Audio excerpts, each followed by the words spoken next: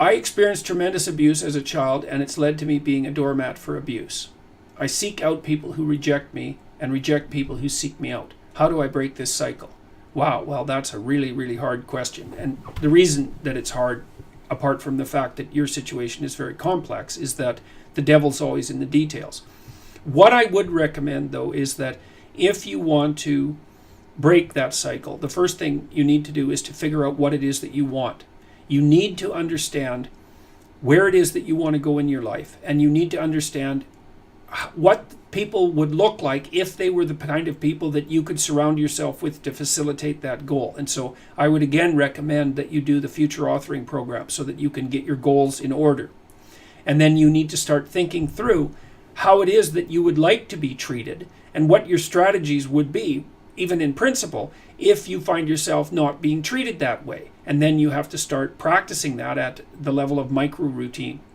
So, and I think one of the ways that you can do that, and this is something I often recommend to agreeable people, is that you'll see that there are people who treat you in a manner that leads to the development of your resentment, feelings of resentment.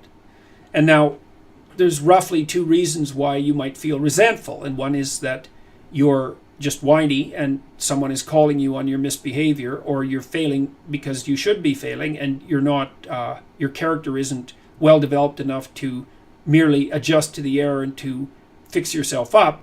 And the other is that you're being genuinely taken advantage of and that you need to put a stop to it.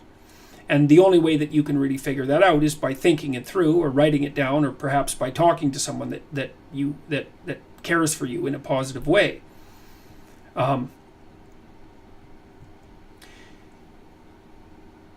Once you've done that, and once you've realized that you're resentful because you are being interfered with, then it's incumbent on you to say something so that it comes to a stop, and you'll have to practice that, and you'll be bad at it to begin with.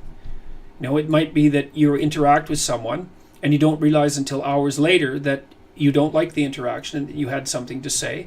You might have to sit at home and then figure out what it is that you should have said, and then go back and tell the person. You're going to be awkward and bad at it, but it's a good start.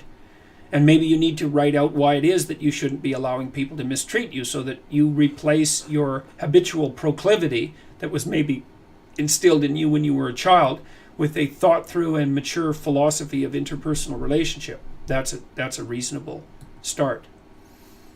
So, is it safe to